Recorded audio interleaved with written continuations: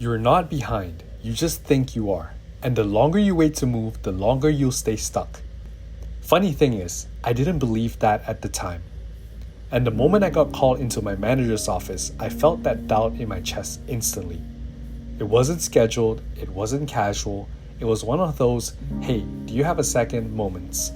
And I remember standing up from my desk with this sinking feeling in my stomach, like when you already know something bad is about to happen, but you're pretending you don't.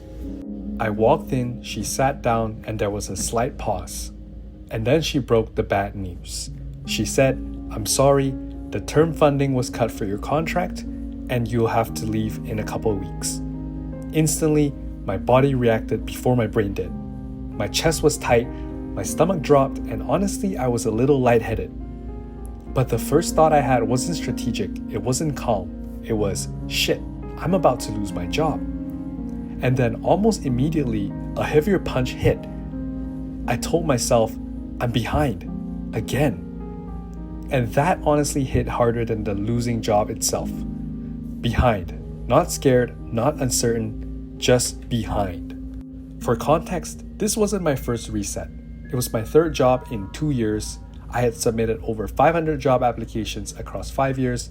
I had been 6 months unemployed after graduation and subsisting on some temporary full-time contracts, moving cities, and so on. And yet, on paper, I had done everything right. I graduated with distinction, had some solid internship experience, I was consistent, I wasn't reckless, and I certainly wasn't lazy. But somewhere along the way, I built this quiet expectation. By now, I should be stable. By now, I should have momentum. By now, it shouldn't feel like I'm starting over. And when my term contract ended, all of a sudden, it didn't feel like an inconvenience. It honestly felt like confirmation, proof, evidence that I was falling behind in my own life. Have you ever felt that? Where it's not the event itself that hurts, but what it seems to say about you? I remember feeling numb, calling my partner, calling my brother, my parents, my close friend, just to say it out loud and to process it. And believe it or not, almost automatically after I had talked it out with them, I started moving and I started applying for new jobs. It wasn't because I felt motivated. It's not because I had clarity. The honest truth was that sitting and not doing anything felt worse. But even when I was moving and taking action, I still felt stuck and I couldn't help but shake that nagging feeling of feeling behind. And that's where I started noticing the pattern. I noticed that it was an illusion of feeling stuck and feeling behind, and it wasn't just necessarily constrained to the job. It showed up in other areas in my life as well. For example, with content creation.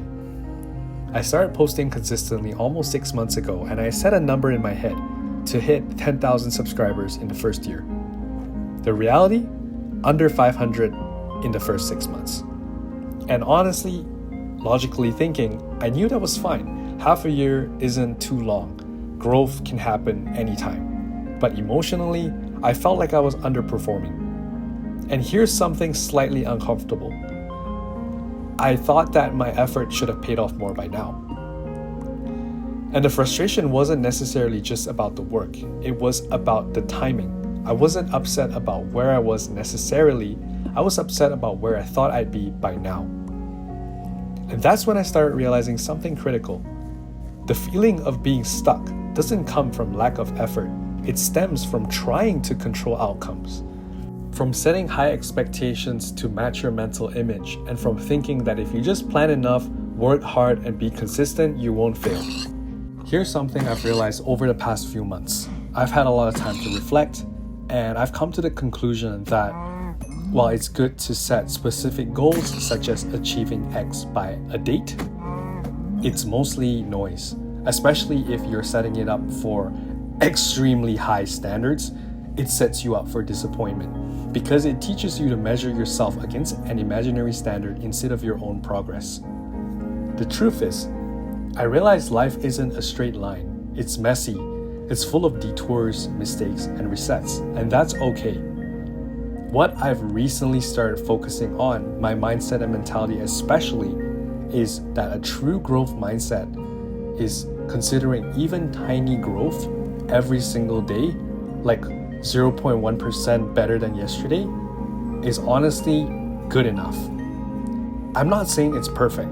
I'm not saying that it's everything right or it's correct to have this mentality that only a small amount better each day is enough. I'm saying that not every decision has to be flawless as long as you're taking action and you're being consistent. Because consistency and progress is measured in movement, not perfection. Even on the days you fail, you're learning. I've come to realize that on the days I fail, I learn something new. Every experience isn't wasted. Even when you stumble, you're still moving forward. Even when things don't go according to plan, momentum is still being built. I've learned to allow myself grace, to let myself be human, to remind myself that as long as I'm taking action, as long as I'm being consistent, that's enough. And here's what I really want to emphasize. Goals aren't magic spells. Achieving them doesn't automatically make you happy. I've come to the realization that even if I were to hit the numbers I dreamed about, whether it's in my career, fitness, or creative projects, happiness doesn't automatically appear. Expectations can't carry you, and only action and perspective can. So now, my mindset is simple. Keep moving, keep showing up, keep improving, even just a little bit every day. That's the difference between feeling stuck and feeling like you're building. And here's the kicker. When you let go of the pressure to do everything perfectly, the world actually opens up. You start experimenting. You start learning faster. You start noticing the compounding effects of small actions and small wins. Because at the end of the day, it's a marathon, not a sprint. And once you internalize that, you stop measuring yourself against other people's lives or against an arbitrary timeline. You stop asking yourself, am I behind? And you start asking, am I moving? Because as long as you're moving, even if it's 1 centimeter or half an inch at a time, you're winning. Maybe you feel behind right now. Maybe your goals aren't moving as fast as you imagine. Ask yourself, how much of that feeling comes from comparing yourself to a timeline you invented or to someone else's highlight reel? Think about the choices in front of you right now. How many are still waiting because you want them to be perfect first? How many decisions are in drafts, paused, or ignored because you want reassurance before committing? Here's the thing. Staying still doesn't protect you. It intensifies the fear of feeling behind. Movement changes everything, not magically, not perfectly. Honestly, a lot of things could be solved if you just start and take action. And honestly, momentum feels a lot like clarity. One small action leads to the next.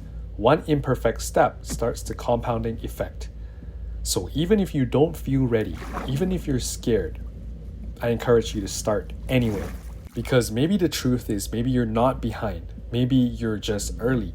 Maybe the milestones you imagined were never meant to match reality. And that's okay. The trap isn't necessarily failing or falling or being set back. The trap is freezing and beating yourself up because you want the perfect guarantee. As a perfectionist myself, I've come to realize that as long as you're moving and progressing every day, that's all it takes. Movement doesn't require perfection. It just requires willingness and consistency. So ask yourself, are you taking action, even imperfectly, consistently? If the answer is yes, you're winning.